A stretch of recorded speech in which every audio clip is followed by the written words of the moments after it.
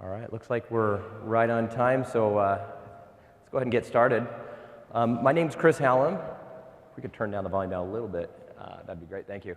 At any rate, I'm the product manager for all of Windows Client Security, so anything that's in the desktop, IoT, or the mobile OS, that falls into my wheelhouse. I have a peer of mine, Heike Ritter. She focuses on some of the active threat detection pieces, while I focus on identity, information protection, and what I like to call inactive or kind of more integrity, threat resistance types of features. So there's two of us that kind of work in this space. And so today we're going to give you a whirlwind tour of kind of the whole gamut of everything we've done in Windows 10. My goal is to make sure you walk away with the breadth story, but I'm also going to give you some depth along the way. I have put so many slides into this deck, I don't know how I'm going to get it through all of it, to be honest, but I'll talk fast because I really want you to get the full story because there's just so much to talk about. So without further ado, let's just dive right in. And I'll move through some of these slides pretty quickly, like this pitch slide here, because I think you all know this story. You've probably read this a few times. But of course, you know, people are recognizing, especially the boards of organizations are thinking about cyber threats as a material risk to their very existence of their businesses. And it's no surprise, because when you look at what happened to the Bangladesh Bank, if you remember the ATM heists in Russia a number of years ago, where they took tens of millions of dollars in hours out of ATM machines across the country, you know, these types of issues can impact the bottom line. They're devastating. And so when we think about what we need to do in Windows 10 to address this really dangerous hostile environment that your organizations are connected to on the internet, we need to have a holistic approach. And this is kind of our mental model on how we're going to approach security. We kind of break things into pre-breach defense and post-breach, and then of course within those we have a number of categories. And so we're going to go kind of in a linear way through each one of those categories. I'm going to tell you about all the things we've done within them. Before I get into the details, though, there is one thing that I want you to understand. And so when we built Windows 7, for instance, we built that with security in mind, but the features that we delivered from a security perspective were incremental. Really, what we were thinking about is we were really outsourcing security to third parties. So we gave you a platform that had the security plumbing you needed, but it was really up to third parties to take advantage of that and actually deliver the security that you needed. With Windows 10, we decided that's just not going to work anymore because, of course, the threats and the breaches that you've probably experienced or maybe are experiencing right now, that's something we can't outsource anymore. So we're bringing more of this technology into the box, and because of that, we're able to provide revolutionary security rather than incremental security. And as we go through the presentation, I think that you'll say, wow, that represents a step change in security for my organization. That's not just another set of cool, interesting sounding features.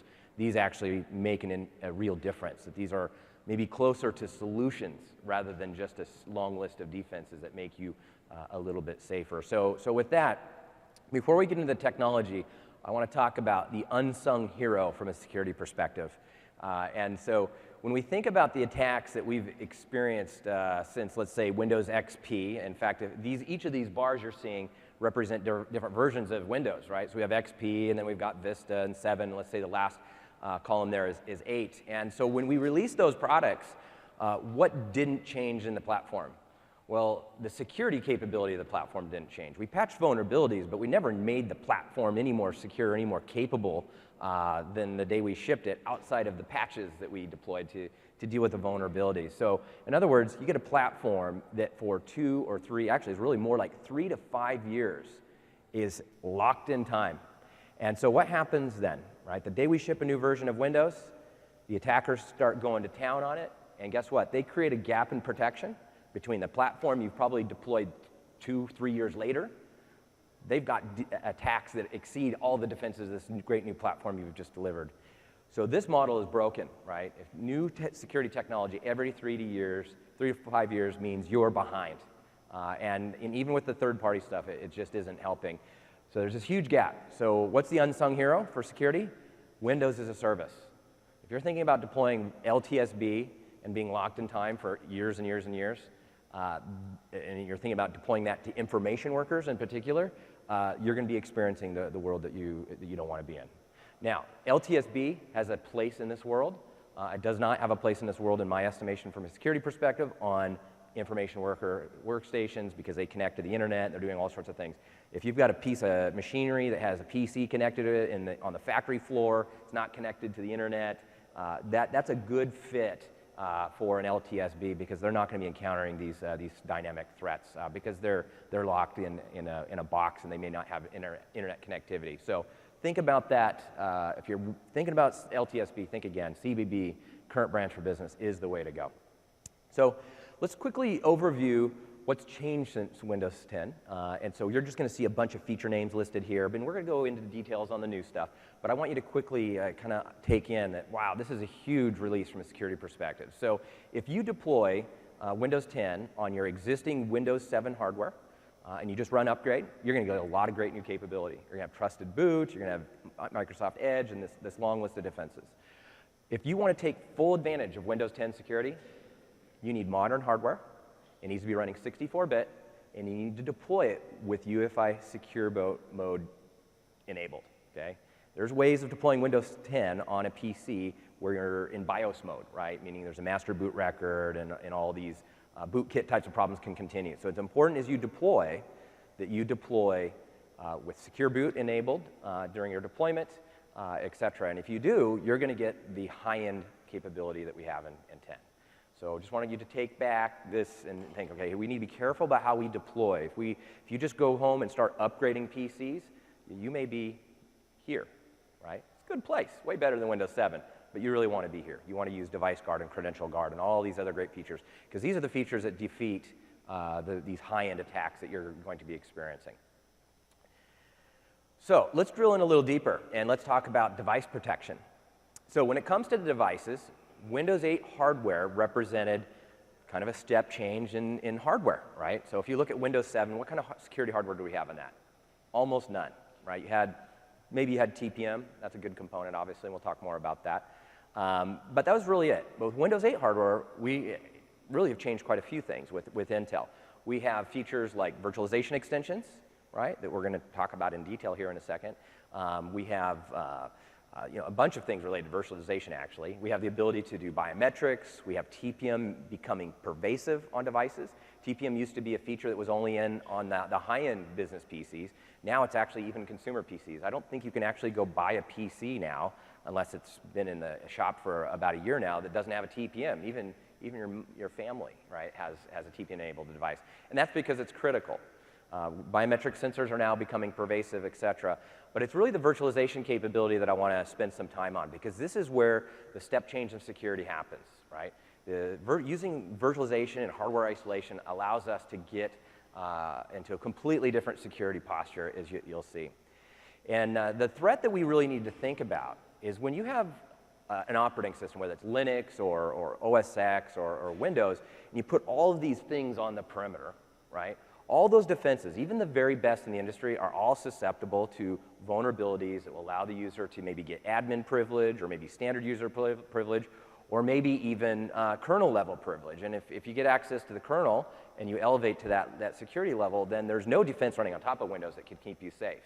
And when you have people from the NSA making statements like this, that their goal is to have a USB stick full of 0 days, and as you see at the bottom, this little text here, you see that you can now buy these on the cheap for $95,000. Remember a few years ago, people were talking about $1 million 0 days and $500,000 0 days. These things are cheap. They're all over the place. For $95,000, anybody who wants to break an organization would have that money available to them. So 0 days and vulnerabilities are increasingly a threat that we've always known about, but now it's becoming even easier. So we have to change the approach. We need to create the condition where these vulnerabilities don't matter anymore. Now, I say that in jest. They're always going to matter, right? What we want to do is we want to create the condition where it doesn't mean you're going to get owned, right? Wouldn't it be nice to know that if you had an unpatched vulnerability, that at least some things in your world were still safe? That's the type of technology we're working on, we'll talk about here in the next slide. But before we get there, I want you to understand very clearly, what is the vulnerability threat we face? Well, first of all, there's cheap 0-day exploits out there that are going to be unleashed on you. But let's talk about what those vulnerabilities actually lead the attacker into gaining. Well, the way the platform works, whether it's any desktop operating system, and even mobile OSs are like this as well, is they have this stack, right? You got a kernel, you got platform services with an app platform, and then you have the app running on top of it.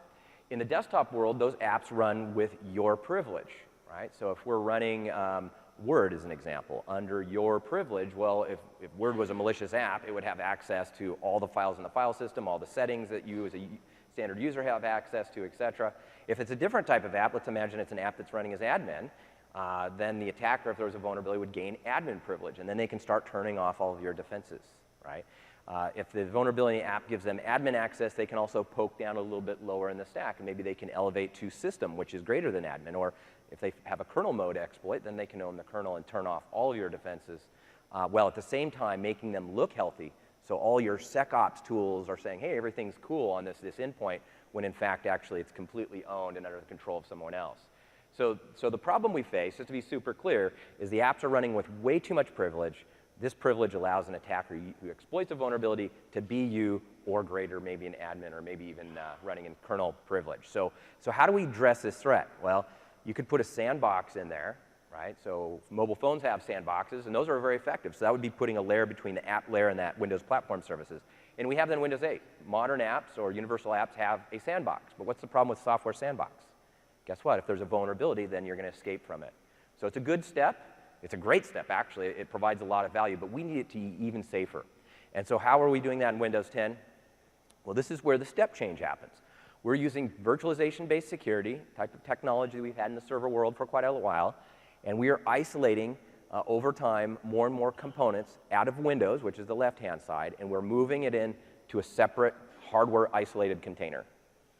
Anything that's running in that container should be safe, even from the Windows, even if the kernel is compromised. So vulnerabilities still matter. It stinks, when that happens because the attacker has your data, but at least the things running in this box on the right-hand side, those are going to be safe and secure against a compromised OS. So what are the types of things we push over there? Well, we're going to do authentication over there. We're going to do malware resistance types of things in there. And we're going to do more and more, and we'll talk about those in the slides and the scenarios later in the deck. But this technology, this new architecture for Windows, this is the source of all the great promises that you're going to hear about throughout the rest of the presentation. So it's a little geeky, but this is the hero feature: virtualization-based security, hardware isolation. So let's go a little further and let's talk about threat resistance using that new architecture, and we were even going to talk about how we go a little further.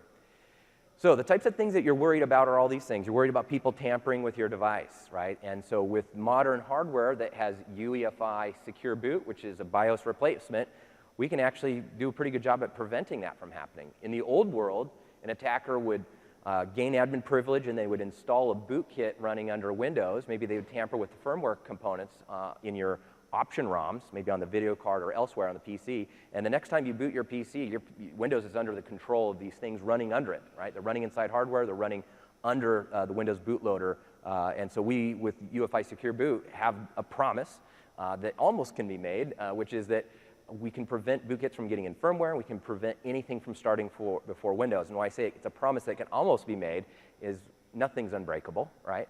And I can't promise absolute security because that would be a crazy thing to do. But what we can say is the attack vectors that we're used to that resulted in these Trojans running under Windows or inside hardware, the surface area of attack that remains is minuscule compared to where it was before. So we can't promise unbreakable, but I don't know of a bootkit running under Windows with a UEFI config at this point. So I'm sure there will be a day when it happens, but this is much better than where you were at with Windows 7.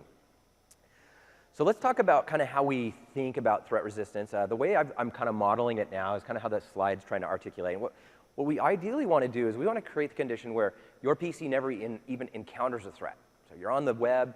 Wouldn't it be great if we could prevent you from ever going to malicious websites? Wouldn't it be great if malicious code couldn't end up in your inbox, or malicious links or applications? And so technologies like SmartScreen and ATP and the Windows Firewall are designed to make it so the PC doesn't actually encounter a threat in the first place. But of course, it turns out that those only defend you roughly about 97% of the threats that we see on the internet.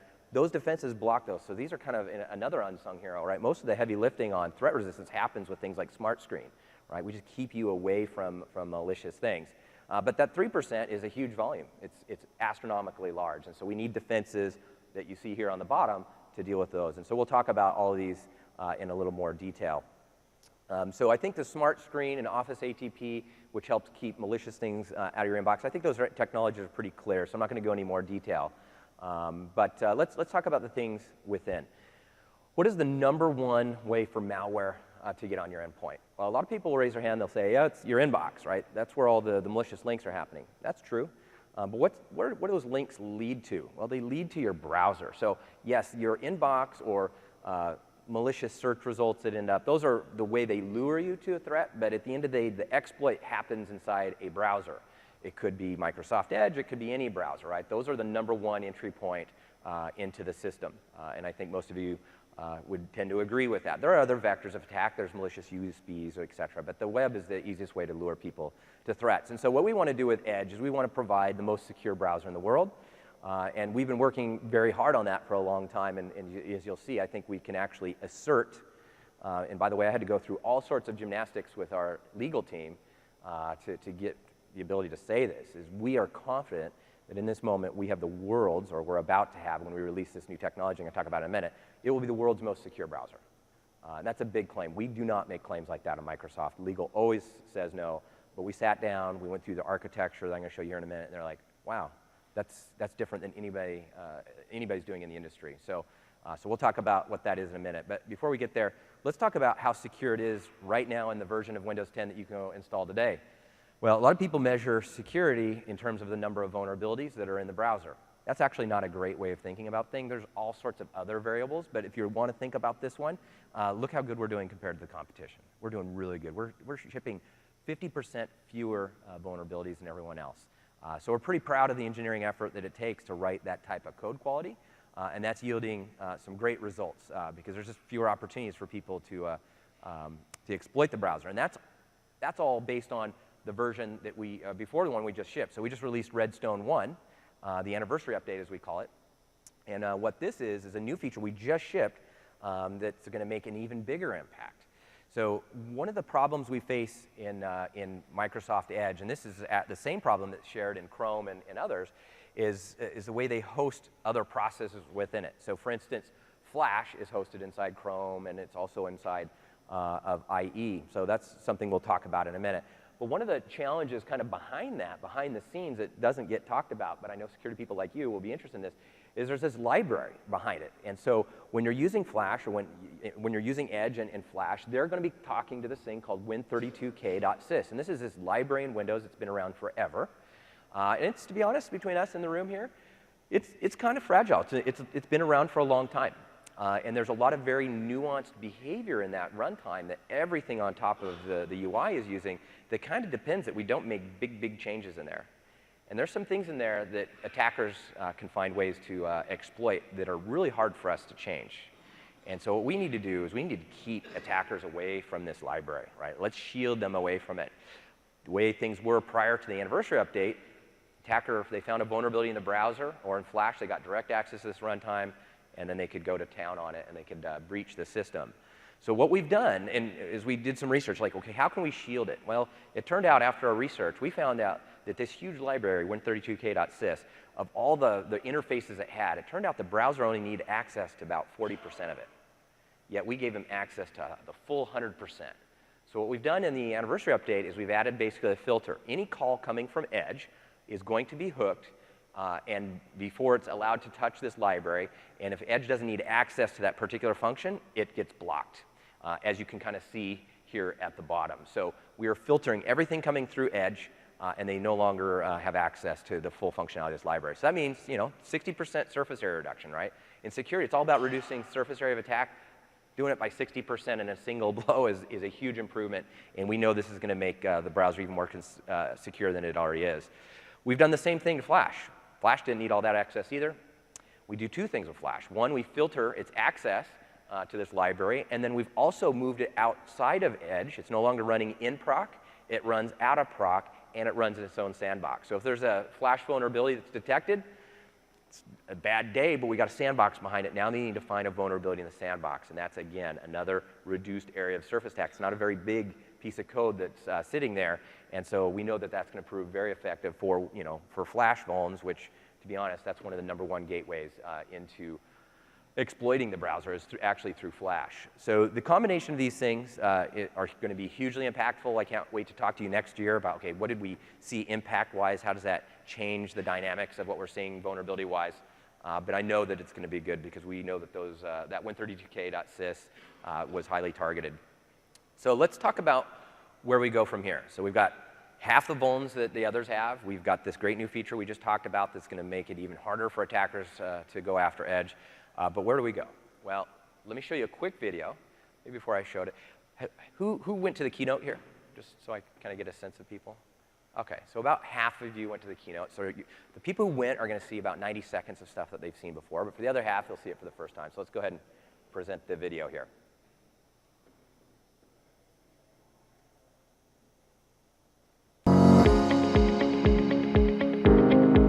The internet has completely changed the way we work and do business. It's hard to imagine a world without it. Today, attacks frequently target the browser, any browser, as a way to breach organizations and access their data, so it's critical that we make it a safe place. With Windows Defender Application Guard, we want to make your experiences just that, safe and secure. We're excited to show you this in Microsoft Edge. Websites that are considered untrustworthy by your business or enterprise will automatically launch Microsoft Edge in an isolated session. These sessions are visually different to ensure users understand they're in a more secure browsing environment. Enterprise administrators have full control to decide which sites the organization trusts and which launch protected with Application Guard. Our patented hardware virtualization technology extends beyond the kernel level, protecting your network from malware, viruses, vulnerabilities, and even zero-day attacks, the things we can't plan for. This lightweight virtual machine isolates malicious activity coming from the web, preventing it from reaching the underlying operating system, apps, and data. If the user encounters malicious content, it's contained within Application Guard. The user can close this session without impacting their PC or network. So as your employees browse the web, Application Guard and Microsoft Edge keep your business network safe and secure. Audio Jungle. All right, perfect. So Windows Defender Application Guard is a new platform technology that uses hardware-based isolation, similar to what we showed in those early slides. That new architecture has been extended not just to protect Windows services. The system container is only designed to protect Windows. The Windows Defender Application Guard creates an environment to start protecting apps. Now, this platform feature is a journey, and it takes a lot of work to make it robust enough to run any possible application within it. There's all sorts of things that each app does that are unique, so making it generic is very difficult. So where we've gone on the roadmap for this feature is we've gone just far enough to start supporting the functionality of a browser like Microsoft Edge. So Windows Defender Application Guard has a roadmap to be much broader, but for today, and when I say today, this is a feature that will be previewed this year in our Windows Insider preview program, and then next year in H1 we're going to ship it for production so you can run it in your environment. But I think the video did a pretty good job kind of talking through it. But just to be super clear, one of the great value propositions of this is this does something that everybody says they do, but this one does it right. Everybody says that they've got great malware defense, they've got great vulnerability defenses, and they even deal with 0 days. Everybody says that in all their marketing materials. This is the one feature that I'm aware of, and there's another company that does something similar, so we'll talk more about them in a minute, where that promise is actually kept. And the reason why is because of this. This is the architecture that you probably could see in your head when I kind of alluded to the fact that it was connected to our virtualization-based security work. The thing that happens in the browser is this browser is fully isolated from the host. And so what does that mean? That means it's not running on Windows anymore. It's in a completely separate parallel environment. That environment has no access to Windows. It doesn't have access to your data. It doesn't have access to your apps, your network. It doesn't have access to anything except the web and the pages that you're rendering and trying to view. So it's fully isolated. So if you have a vulnerability in Edge in this environment, and then a vulnerability even maybe in the sandbox that is living within the software sandbox, and you have a vulnerability even at the kernel, which is at the bottom of the stack, you still own nothing other than the browser session. So it's a disaster for your browser session, especially if you're on your banking website. The attacker, in theory, might be able to see what you're typing if they installed like a keylogger or whatever, or start screen scraping. But everything there in the middle, everything on the right-hand side, it's going to be fine. Nobody can really make that promise except for another company named Bromium. And there may be some others. I can't speak that I know everybody in the industry, but the Bromium is the only other company I know of that is using virtualization-based security and micro-virtualization, as they call it, to isolate things away from the desktop itself. So this is hugely impactful. Bromium is a product that is kind of like where our roadmap is. Our roadmap is maybe 5 years, 6, 7 years out to kind of make it a generic platform where any app could run it. And maybe we'll never go there. But right now, we're focusing on Edge, and we'll probably add some other apps. So Bromium and our solution here can be run together. In fact, we think that's a great idea, right?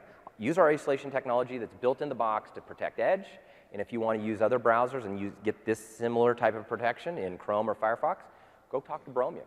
They can protect those. They also protect some other apps. So there's truly a better together relationship. In fact, we have a partnership with Bromium, and so we are working together on these technologies. And while we'll go more, in the future, we'll do a broader base of apps. I think for the foreseeable future, you're going to be probably using both, provided you have the budget to purchase Bromium. When you close this environment, so let's imagine you're at a web page and you close the browser, anything that has happened inside that environment is completely wiped away. So let's imagine you were lured to a website, you clicked on a link, and behind the scenes, the malware just got installed inside that environment. When you close the browser, it's all gone. Everything goes back to normal. And nothing, of course, on the middle or the right-hand side will be impacted. So let me show you just a slower version of the demo. So let's see here. So this is basically taken right from the video itself, so you've seen this, but I'll go through it a little slower. So in this case here, what the demo was trying to articulate is when the user clicks on this link, the browser which is going to open has a 0-day in Edge, or excuse me, this is a Windows 7 example, so it's going to be in Internet Explorer.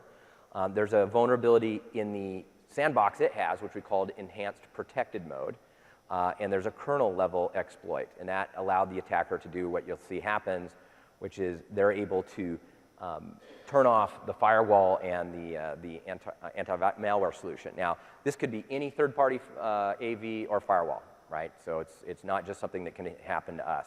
An attacker also wouldn't do exactly this. They would probably hide their tracks. If they have access to the kernel, they can create the condition where these solutions will still appear to be running to all of your monitoring products, and the user will not be aware that these features have been turned off. So in other words, everything will continue to look green even though the system has been completely owned. So that's what can happen on Windows 7, but of course when you have Windows Defender Application Guard running IE within it, you'll see in the upper left-hand corner, we want to make sure the user recognizes that, hey, we're in a more secure mode. I've moved from the secure web, which might be my intranet websites, and I'm now on the web, and then the browser then spins up in this new mode, running in isolated mode. So to be clear, when you run Microsoft Edge and you're going to your local websites on your intranet, or you go to trusted sites on the web, maybe business partners, et cetera, you're going to run in normal mode. It's only when you get into the Wild West, right, some unknown website that you don't trust, that we then switch, kind of put the shields up and put you into this new environment. And so why don't we just run this in protected mode all the time? Well, there's going to be some trade-offs you're going to make. Because malware can't come through and end up on your host, guess what else can't come through and end up on your host? Anything, right? So if you want to go to a website and download a document or save a web page onto the host, can't do it anymore. So there are some trade-offs here. Now, we do have some things that we've done to make it more usable. So it's not all bad, by the way. Is you can, for instance, use print. So you could print to PDF and then save that local. Why can't I just save a PDF? Why do you make me print it? Well, it turns out we've got a great filter in the print to PDF thing that would strip out any malicious things from it. And so we can save what we know will be a healthy PDF so that you don't end up with an exploit in Adobe Reader when it opens up PDF local. You can print to printers, you can print to PDF, you can also print to XPS. So a lot of your browsing will still work just the way you want because you're only going to put the untrusted web on this. So my guess is some organizations will say, hey, anything that's running on our corporate network, I'll put that in the trust list. And any business partners where we need to go share information, I go up to their website, I'm going to trust that website as well. But if it's not on that safe list, then it goes into isolated mode. Some people will feel the friction even there is too great. And so some customers will say, you know what, I'm going to put the top 200 websites and allow my users to go to those in non-isolated mode. I know I'm incurring potentially a lot of risk in doing that, but I'm surely better than where I'm at today in today's world, right? So you'll amp this up to meet your requirements. DoD's just locking it down. You can't go to the web and untrusted sites.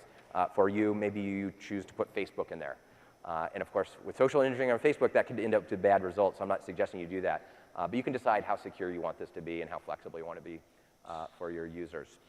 One other thing that doesn't work at this point is persistence of cookies and credentials. So when you're in isolated mode, we don't persist those things. Now, we will release this in H1 next year with some of these limitations, and in H2, guess what? We're going to start removing some of these limitations. So we want to get this technology out to customers as soon as possible. DoD is going to deploy this very, very quickly because, of course, they can't tolerate any risk.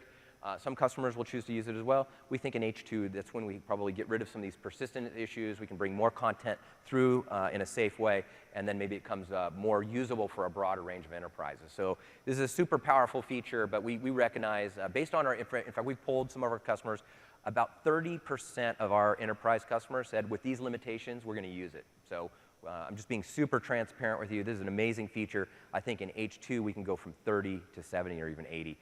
By fixing those little burrs that are in the first release. All right.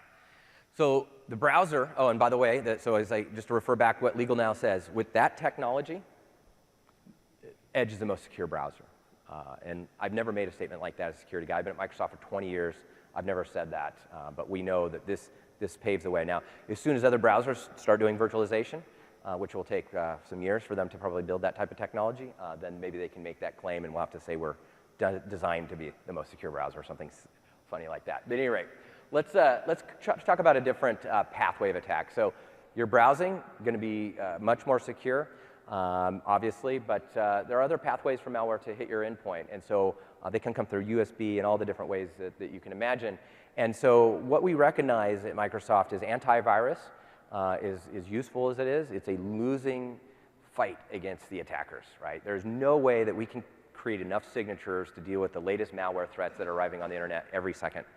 We've seen websites that create custom malware packages for every single user that arrives on the website, which means that I need a new signature or some new behavior monitoring to address these polymorphic types of malware. So there's no way to keep up. There will always be patient zeros and hundreds and maybe thousands, depending how fast and viral a particular malware instance can be. So our solution cannot be better, faster AV. It has to be app control. App control has to be your #1 feature to try to deploy in your environment. If you lock down your devices so they only run trusted applications, then the latest variant of CryptoLocker, which comes out every 5 minutes or whatever, it blocks that one too. It blocks all variants of CryptoLocker because the only thing that can run on your PC is something that you've said, I trust this publisher. And so what is a publisher? Well, a publisher, of course, is somebody like Microsoft. And when I say who a publisher is, we're talking about cryptographic signing of the applications themselves. And so we'll talk a little bit more about that. But I think I've kind of explained this slide in enough detail. So there's no way that we can live in a trust everything model and use signature-based detection. We need to move into a trust nothing model where every single application has to prove that it's trustworthy because it's signed and it has integrity still, and that signer is listed in a list of safe signers, right? And so our feature for this was AppLocker in Windows 7. And AppLocker is hugely impactful. The customers who deploy this, they tell me, like, man, we aren't really dealing with malware anymore, right? There's some bypasses for AppLocker and Bit9 and other things like it, and we tried to solve that problem, which I'll describe in more detail here in a minute, with DeviceGuard. And DeviceGuard represents the next generation of AppLocker. It's the new version of it, you might call it, that's coming up. And we believe this has a security superiority versus anything in the marketplace, as I'll describe here in a minute. And so what is DeviceGuard? DeviceGuard, like I said, it's basically AppLocker. It's the ability to say, these are the apps that I trust, and nothing else can run on the endpoint, okay? So it's that. It's based on signatures. Those signatures could be based on like literally the file is signed, or it could be a list of hash values. So if you're familiar with a binary, you can run it through an algorithm, and we can get this hash value that represents that specific unique instance. So we can take those hash values for binaries that are not signed, and we can put those in a list, and you can then trust those. So in other words, you don't have to have everything in your environment signed. That's the ideal. You should make sure that everything in your environment is signed. But in the event there are unsigned binaries, you can also put hashes into this list, which makes it work in any environment. So that makes it flexible. But what makes it differentiated versus, let's say, Bit9 as an example, are two things. The first thing is the policy itself that comes down for DeviceGuard is signed as well.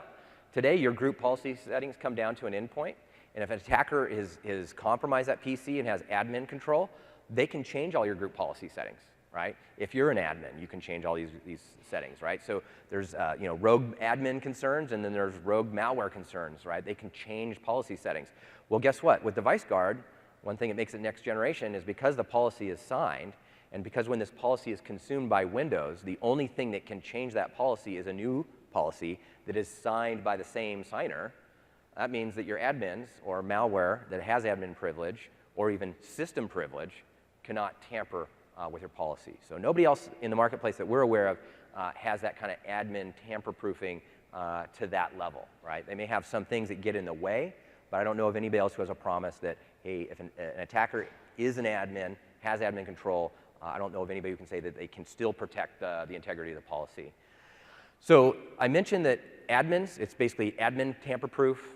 If you have system privilege, which is greater than admin, it works against that. But what about the kernel?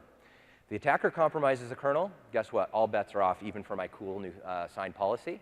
So we have a defense there. So Device Guard has a really cool feature called Hypervisor Code Integrity. I'm sorry, the name is kind of geeky. But what Hypervisor Code Integrity does is it makes sure that everything running in kernel mode has been compiled and designed with security best practices. So the ability for a vulnerability to exist in that code is kind of the same, right? You can still write buggy code, but the ability for an attacker to compromise that code because of this service has all these defenses behind it is very, very low. So kernel mode exploits on a PC running Device Guard going to be very, very low compared to what we experience today because this service is hardening kernel mode. So I'm sure an exploit will happen one day, but again, this is one of those things where we can reduce the surface area of attack by magnitudes order, and so that's how we defend against the kernel mode attacker. So Device Guard is something you should put on your list. Department of Defense in Australia, the United States, put app control as their #1. When they stack rank the defenses, they put that right up there on the top. Now, one thing you're probably thinking of is, well, okay, the promise is great, but it's still hard to deploy. I need to come up with this list of safe apps, and that's hard, and we totally agree. That's something that we're going to take a few versions of Windows to make super easy, but with the anniversary update, we just made a big improvement that's going to make it a lot easier for you. So when you image your PC, it's very easy to generate a list of safe things that are part of that image, right? So that's part of the process is easy. But what about when users start getting new applications for your management system?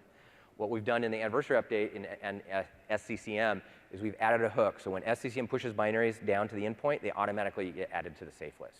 So if you're in an environment that images your PCs and then pushes all your content through a management system, Device Guard's really easy. If you let your users go to the Wild West on the web and start downloading random apps at will, then Device Guard can prove to be a lot more challenging. But we're working on something to even deal with that. And hopefully next time we meet next year, we can tell you more about what that's going to look like. But you can first see a curated, published list from Microsoft futuristically that will inform Device Guard, so you don't have to do as much list management yourselves. But that's something that you'll probably see next year. So that's Device Guard, and again, what makes Device Guard so good? Why is it so tamper-proof? It's because its components are running in this virtualized-based security environment, so even if somebody compromises the kernel on the OS, it can be very hard for them to tamper with anything going on. So another investment there. But let's talk about Windows Defender. You know, app control is not going to be for everyone. We recognize that some organizations will do it and others won't because the management of the list can be challenging. So Windows Defender is an important part of the story. A lot of customers ask me, well, if I'm going to do Device Guard, do I need antivirus anymore? Obviously, when you have app control, signature-based detection is not going to, I would say it's not needed anymore, but it's not going to be doing the blocking, right? Because Device Guard is going to do it. But Windows Defender would still play a role here, and here's what it is. Let's imagine that a binary came down to your endpoint. Device Guard says, hey, I'm not going to allow that to run, but it's still physically present on your PC. Right? So it's basically kind of quarantined, and it can't do anything. Windows Defender is going to, when we get a signature for that particular binary, we'll wipe that off the endpoint. So there's no impact because Device Guard defended you, but Windows Defender antivirus will then remove the binaries that will effectively have done nothing on the endpoint other than being physically present on the file system. So Defender and Device Guard do work hand in hand. But for organizations who can't move into the app control world, something we've been working very hard on since Windows 8 is to improve Windows Defender as a solution. With Windows 8, we released a solution that the industry called baseline protection, and that was done, at least with that release, by design. Our goal was to basically defend people who wouldn't pay for antivirus. It turned out the quality of the protection was actually really good, but we weren't trying specifically to make it a number 1 or a number 2, a number 3, or even a number 10 product in the list if you were to stack rank them based on quality. To be clear, it actually was pretty good, but it wasn't as good as others, especially when you look at how they score things. So if you look at 2014, you'll see that we were getting 0 stars out of, I guess, 6 from AV Test. And right when we shipped Windows 8, and it was actually a little bit before, we said, we need to reduce the total cost of ownership of Windows. How are we going to do that? We said, hey, you know what? People are spending way too much money on antivirus. Not only that, they're getting bad experiences. A lot of the third-party AV kills performance on your PC, right? In a significant way, like over 10%, over 20%, sometimes up to 40% depending on the AV vendor. So performance is a huge, huge problem. Windows Defender is probably one of the most performant versions out there, which is great. So we had that. We've always had that, but we needed to amp up the protection. And so we decided, hey, in the interest of lowering total cost of ownership, in the interest of having our users be happier with Windows, because when AV is consuming all the resources, people tend to not blame McAfee. They say that they don't like Windows, right? They blame us. And so, so we decided we've got to fix this problem. And so we made the investments in people, in machine learning, researchers, et cetera. And the fruits of our efforts started to pay off in 2015. Our goal is to become number 1. We're not there yet, but we're pretty darn close. As you see, I think at the bottom of the slide, okay, top of the slide there, we scored a 98.1 in March 2016. We'll take a look and see what I think there's some new numbers coming out here really soon, so we'll see what those numbers are. But you can see the dramatic improvement, and it's because for the first time we were trying to become a number 1, right? It was never about competence in 2013. It was about what our goals were. Our goals are very different. So the takeaway I want you to leave with is, if you're using third-party antivirus because you thought Defender wasn't good enough for you, I think, again, when you deploy Windows 10, this is a great way to save $25 a seat or less or more, depending on how much your organization is paying for your antivirus package. And we're going to keep on chugging away at this until we become number 1. OK, so let's move to another area. We're switching gears completely. We've talked a lot about threats. Let's talk about identity. So with Windows 10, identity was one of the number 1 things we wanted to do, right? We wanted to make a huge impact on malware and vulnerabilities and hacking. We also wanted to solve the identity problem. And when it comes to user identities, we have a huge, huge problem, right? In fact, just last week, we learned how bad the Yahoo thing that we all had heard about in the past, 500 million user accounts stolen. I mean, that is unbelievable number, and I'm not taking a pot shot at Yahoo because we've all been hacked in ways that have revealed data. But the point we're trying to make here is that identity is definitely a hot commodity. And what's interesting is we still, to this day, see evidence of this hack happened a number of years ago. We see these accounts being used even today for the first time. So some of these users, of course, weren't aware that their account were hacked, and so they've continued to use their passwords. These accounts are still being sold in the black market, and now users' accounts are getting owned for the first time, even in 2016, years after the initial breach. So we're going to continue to see this because of this one, and there are many, many others like it. eBay, on and on. Everybody's had this problem. Not everybody, of course, but many have. So what is the problem with these credentials? Well, it's because passwords are terrible. We all know why passwords are horrible. But just as a refresher, it's a single factor of authentication, and it's what we call a symmetrical secret. And so what's a symmetrical secret? It means that there's symmetry between the secret that you have, which is the string of text, and what the identity provider on the other end has as well. So they know my secret and I know my secret, right? So what does that mean? It means eBay knows my password. It means Amazon knows my password, et cetera. So if I breach Amazon, then I can steal this user's password. So that all changes when you move to asymmetrical secrets. Asymmetrical secrets are based on keys, private key, public key pairs, and we often use PKI solutions to make that all go. And so we use smart cards and these types of things with a certificate. The problem with PKI is, as wonderful it is, it's also a single point of failure.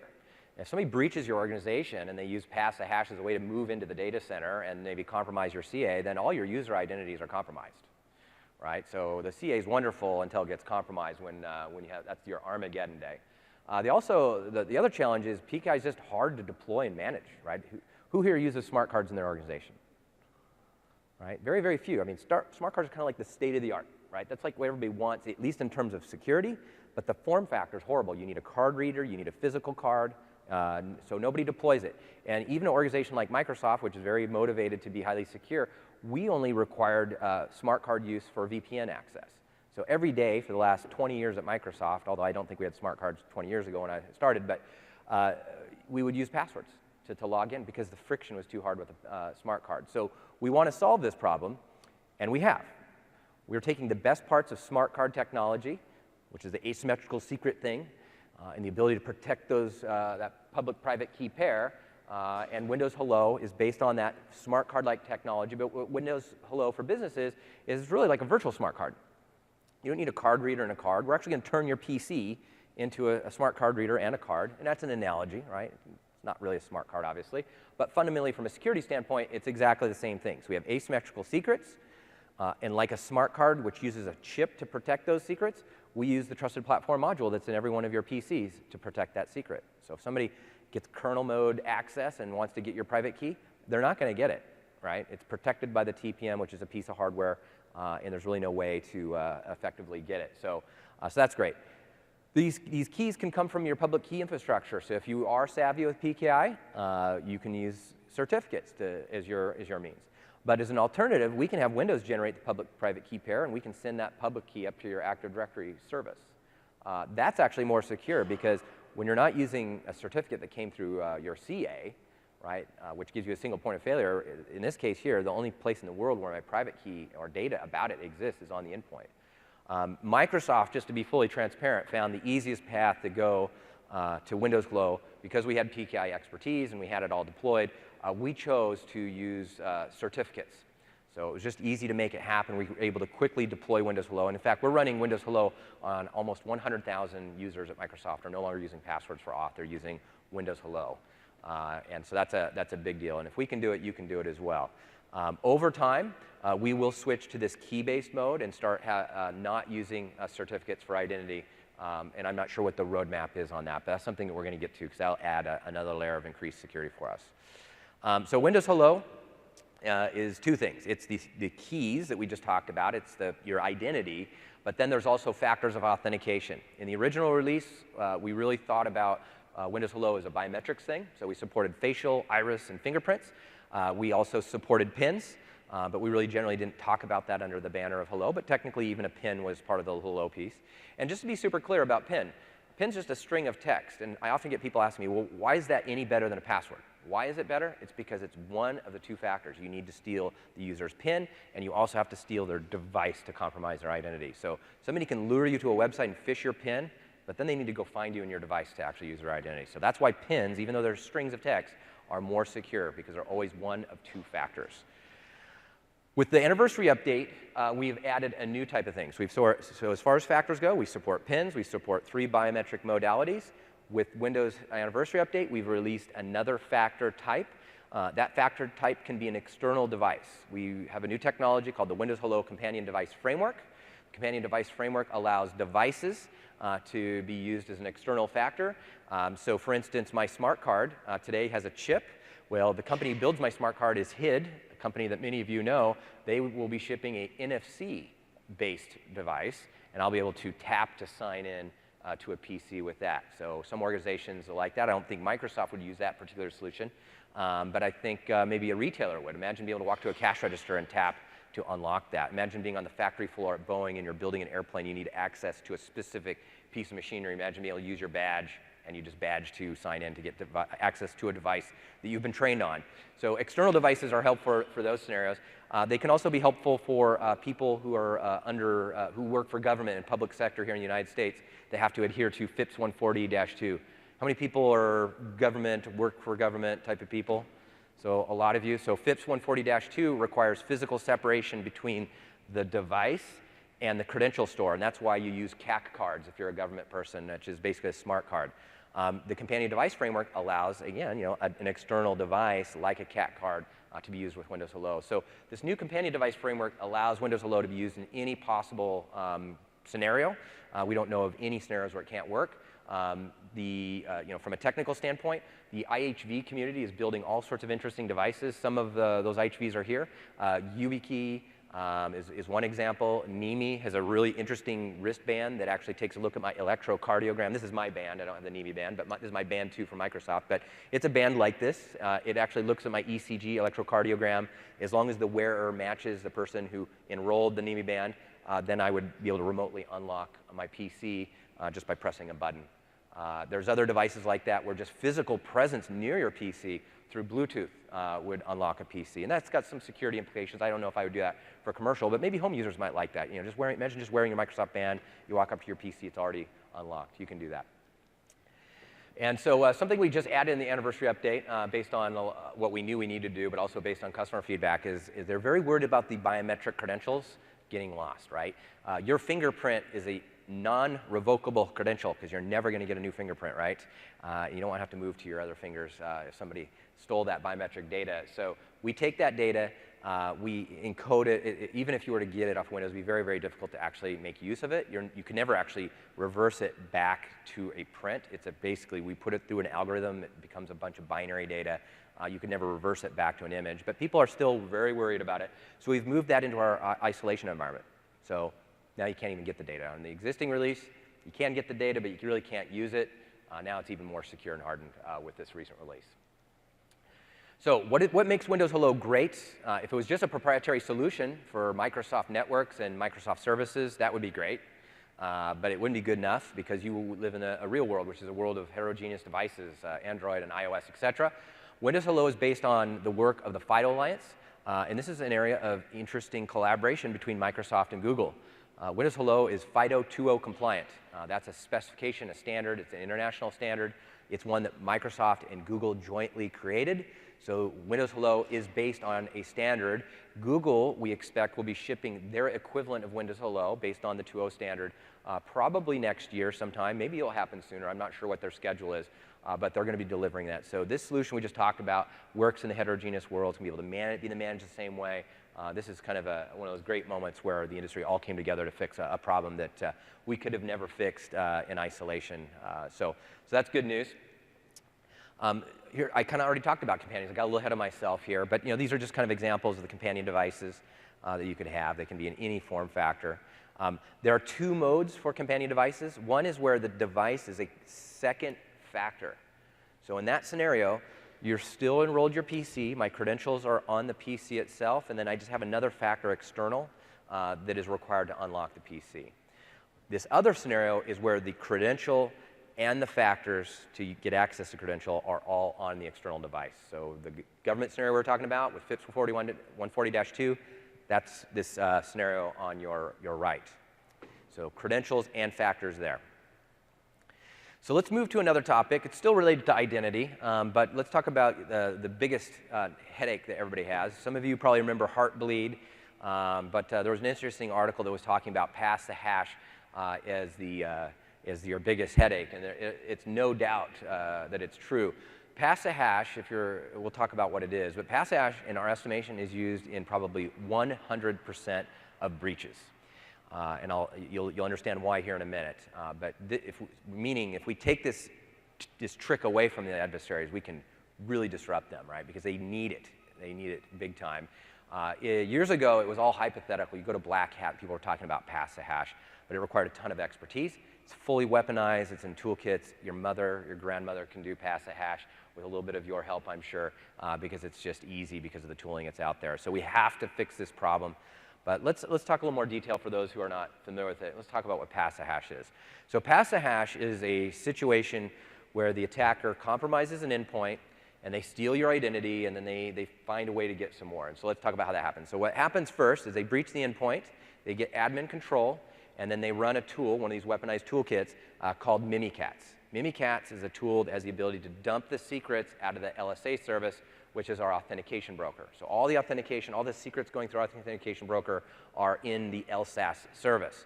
So what does this mean? This means I can dump your username, I can dump your password, and I'm talking about Windows 7 and even 8, and I can also dump this thing that we call an NTLM hash. So what is an NTLM hash? Well, there's really two parts of your credential. There's a credential that you use to gain access to your network, and then there's this thing we call the derived credential that Active Directory gives back to you after you authenticated. This token is used for single sign-on. So after you auth with your smart card or your password, you get this piece of data back. We call it an NTLM hash or a Kerberos ticket. Maybe you get both in your environment. And then after that, every device you connect to is not going to ask you to authenticate again as long as you have physical possession of this hash or this ticket, the Kerb ticket.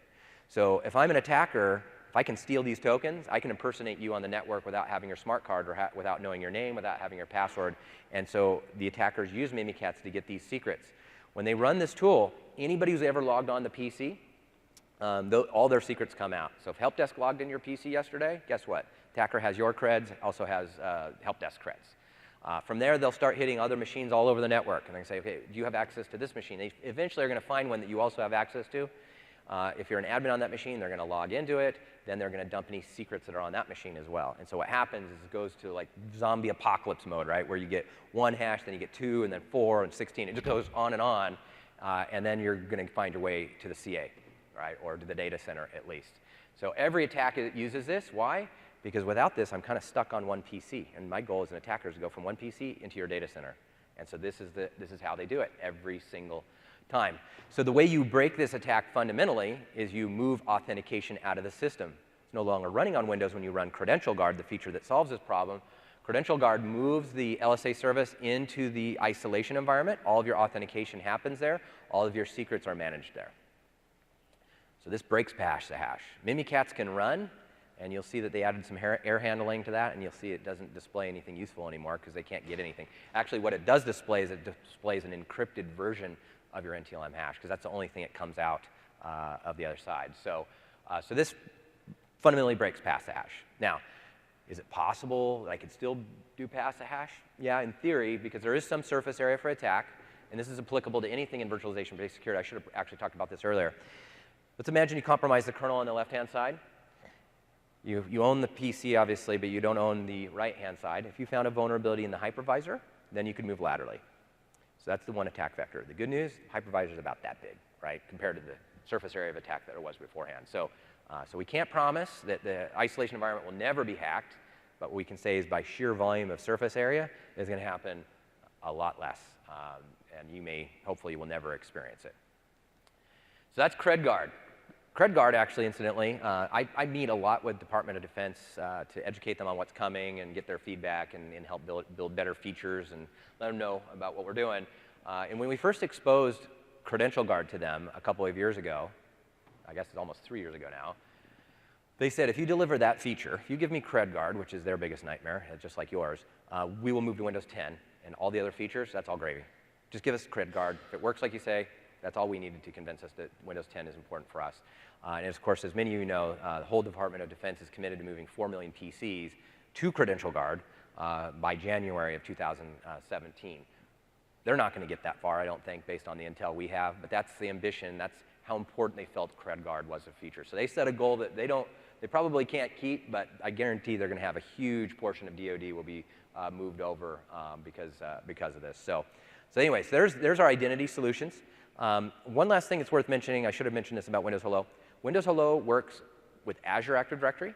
It works with Active Directory environments where you're using Azure Active Directory with Connect. So if you have a hybrid environment, as we call that, then you can use Windows Hello in your environment. If you're an organization that does not use Azure Active Directory, go use it.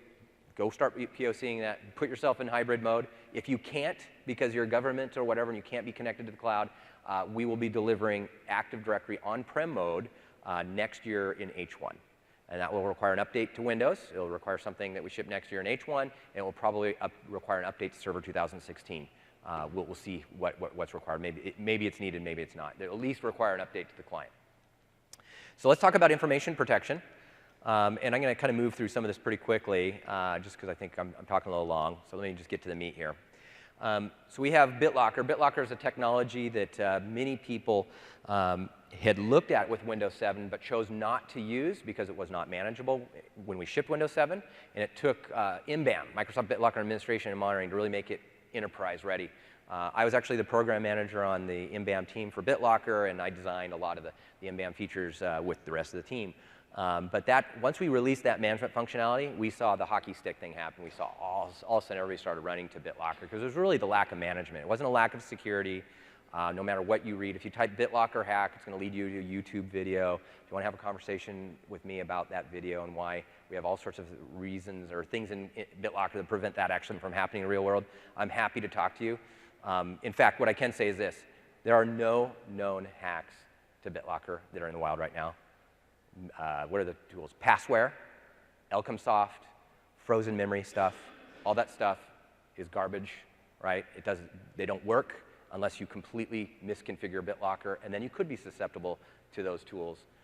So BitLocker has the security you need, BitLocker has the management you need, and when you move to Windows 10, you should really take a second look at it if you're using any third party. Using BitLocker gives you the best performance, the best upgrade story, right? A lot of our customers right now were blocked in moving from Windows 10 because McAfee encryption wasn't compatible with Windows 10.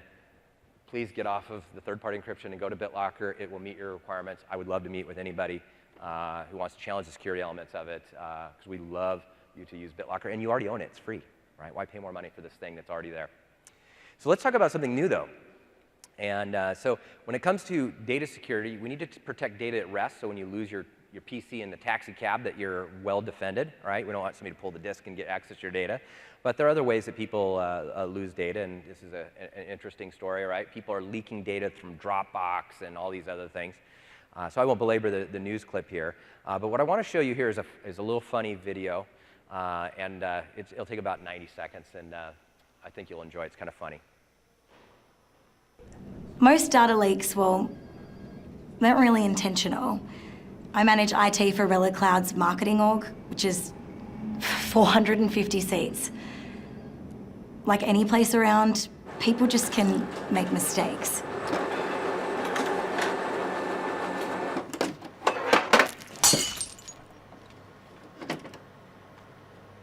They try to upload confidential documents onto personal cloud storage. We're on mute, right? Yeah, I think so. What I would like to say is that is the stupidest idea I have ever heard. Hello? And copy and paste business information that's really confidential onto the non-corporate sites.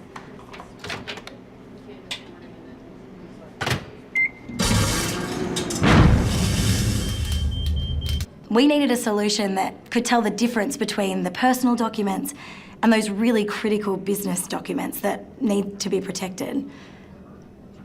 Because a lot of people around here, they don't think. Microsoft's enterprise data protection. I do sleep a little better, but just a little. All right. I love that video. It's so funny. We cut this about a year ago, so maybe some of you have seen it before, but I just thought it's so funny. I love the analogy to data separation with the girl's hair, and it's taking her personal hair and chopping it up, obviously. But at any rate, great video. Hopefully not everybody's seen that one before. But let's talk about the solution. Now, the solution said enterprise data protection. That was the code name, and again, we cut this video almost a year ago, but many people haven't seen it. We've now officially rebranded the feature is Windows Information Protection. So that's the feature. So if you're familiar with EDP, it's now called WIP, W-I-P, or Windows Information Protection. And the problem we're trying to solve is about accidental data loss, right? Turns out that most of the data that we lose in an organization is not through massive exfil by bad actors. It's by us accidentally leaking data. And so when the era of BYOD emerged so quickly, industry rushed to go solve this problem because we needed to have our personal phone with business data on it. And so industry built these solutions for mobile, and they built these container solutions that ran on top of the platform. And in building these containers, they created isolation between the platform and the business side. But the problem is it came with some big consequences, right? First of all, it's using a container, which is good from a security perspective, but also means that I have to switch kind of modes, or maybe I can't use Outlook anymore. I need to use this third-party email client that's very limited compared to what I use for my personal life or even my work life on my desktop. So there's all sorts of usability challenges that get introduced anytime you bring a container. In fact, my view is containers are not useful for data protection. They get in the way of the usability. Containers are wonderful for isolating components like we talked about earlier. So that's the perfect fit is for isolation of software components, not isolation of data. Somebody might want to challenge me on that, but that's I think it's even our view as a company.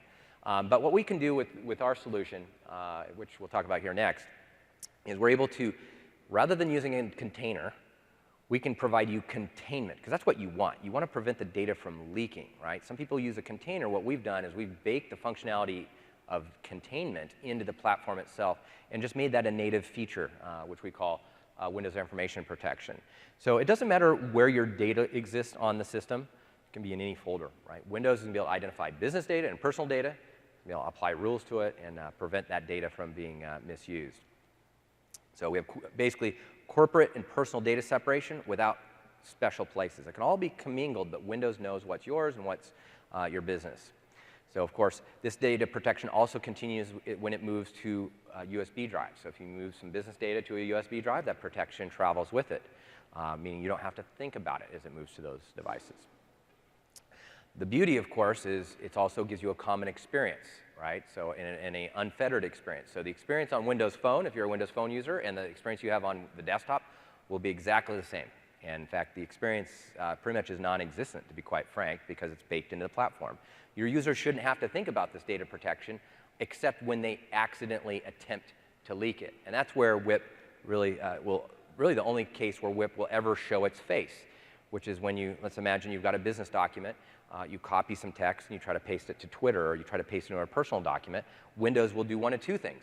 It will either warn the user, depending on the policy you set, it'll warn the user and say, hey, we're about to log this, and we're going to let you continue with this operation, but beware, this just got audited. So if you're doing the wrong thing, you could potentially be held accountable.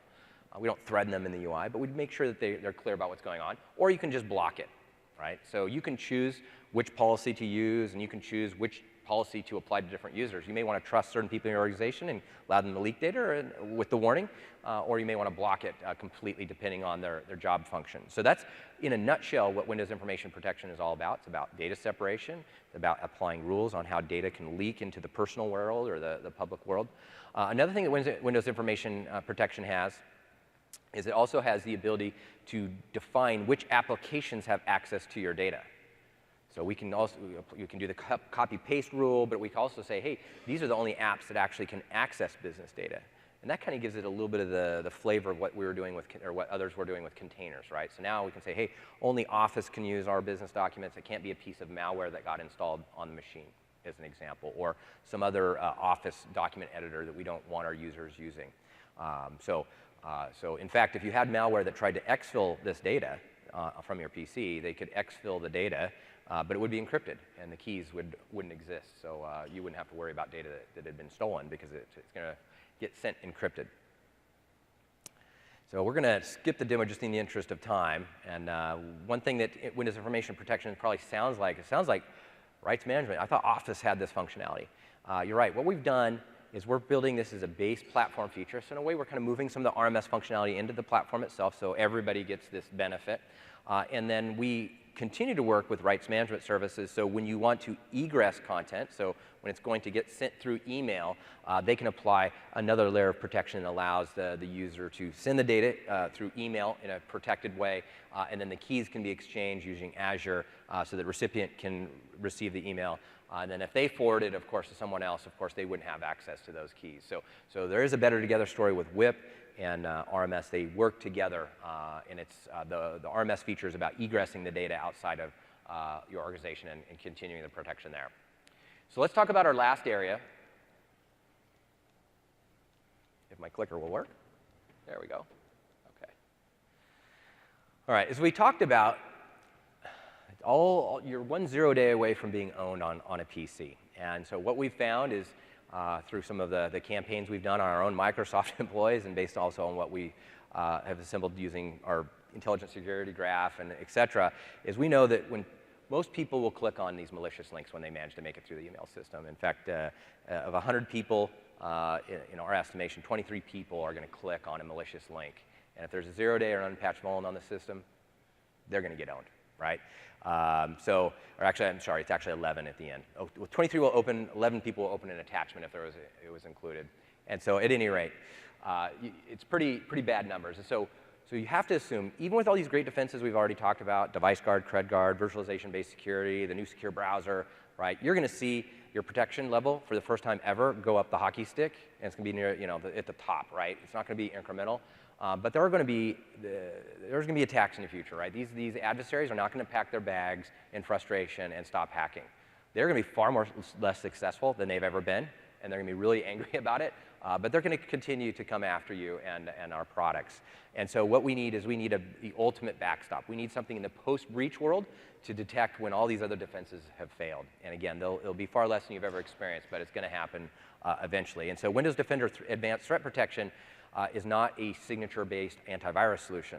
This is about detecting advanced, highly targeted attacks where vulnerabilities and these types of exploits are being used, right? This is designed to detect the Syrian army or Strontium or Anonymous, these types of actors who are using very sophisticated means to breach into your organization. And so what is Windows Defender Advanced Threat Protection? It is really a couple of pieces. It's a flight data recorder. We've built instrumentation in Windows that allows Windows Defender Advanced Threat Protection to really detect everything that's going on the PC. Every process that's running, everything that it touches, other processes that it talks to, files that it opens or creates or drops. Every bit of activity is being mapped out, and the relationships between those activities are all mapped. So we see this web of activity with all these processes and these things, and we see them connecting to the web. We have all this information. That information then will be sent up to your tenant in the cloud, and then our machine learning and our human hunters will have access to it. So 99% of the stuff is going to be detected by the machines, and then we have human hunters who are also looking through for anomalies. So sometimes our machine learning will say, hey, that's an attack, I know that one, I know who did it. Sometimes it's like, hey, we see something odd, but we're not really sure if it's a good or bad thing. That's where it gets assigned to a hunter, as we call them, who's going to take a closer look and see if they can find out what's going on. And they may find nothing. They're like, oh, that's this anomaly. Let's go fix our machine learning so it doesn't see this as anomalous behavior. Or they may add what we call a new indicator of compromise into the system so that next time we see something like it, we know what that is. So that's the cloud piece and the computing piece, and then of course the last piece of it, of course, is the threat intelligence. ATP is a product that's designed to compete with FireEye, right? Everybody knows that name out there. This is designed, and we think has the capability to go toe-to-toe with a product like that. Microsoft has FireEye deployed internally, which is probably no great surprise. It's a very high-quality product. It's actually quite great. When we deployed Windows Defender Advanced Threat Protection, 60% of the things that we discovered were detected by this and not by FireEye. So that should give you an idea of how good this thing is, right? In fact, I was just talking to Dustin Engels. Dustin Engels is the group, the GM over in MSIT, and he's telling me, he's like, man, when our customers deploy ATP, that's going to be a bad day for them because they're going to find so many attacks that they did not know were happening, just like we did at Microsoft. When we deployed this, we didn't realize we were breached in a number of cases. So there's some things going on in our network that even we didn't know, even with all the other best stuff in the industry. So we think even with the V1, we've got a really compelling product. We think we compete well. And that's not to say that you don't need Fire anymore. I'm not making that claim. I'm not saying that there's 100% parity in these products. There isn't. But I can tell you that we can discover a lot of things that at this point they're not. So something you might add to the toolbox. So let me show you just a quick demo, and then we'll wrap up here. Let's see here. All right, so here's the ATP. Where's my mouse? OK, here we go. So this is exactly what you expect. Looks similar to other Microsoft consoles you probably have. It's an alert console, obviously. You want to focus on those. Let's go ahead and dive in. And what you see here is we see a very specific attack. And this is one of the things that makes ATP so interesting is we know exactly what happened in a lot of cases, right? A lot of products raise a bunch of alerts, and you've got to go figure out what it is, right? We know in this case, this is an actual backdoor, and we know that the adversarial group, NarrowBlaze, did it. So that's something that we really take a lot of pride in, is like we're giving you real alerts, not wild goose chases like a lot of other products have, and we're giving you very, very specific knowledge about what's happening and who's done it. Because when we're talking about advanced threats, if you don't know who the adversary is, you're not going to know how to deal with their tactics, right? So this is central to a product. So if we drill in a little deeper, you'll see that we have more information about what this is. We have mitigation steps, et cetera. Let me scroll down here. You'll see we have this thing called the incident graph. We only have one machine here. Oftentimes you'd see a web of connections between other machines that are being part of the attack by NarrowBlaze. In this demo, we didn't have that connection, sadly. If we drill down onto Abby's laptop here, you'll see what we call the timeline. So we see every single thing that's happening on this PC in order, and you'll see that once we had seen enough of these events, which individually didn't mean a whole lot of anything, once we saw enough of them, the machine learning said, hey, I see this sequence of events. That looks a lot like this type of attack, and then it drills down a little deeper, and we say, hey, that's actually Neuroblaze. That's kind of how the system works. I think if we drill in here, you'll see, a little bit more data.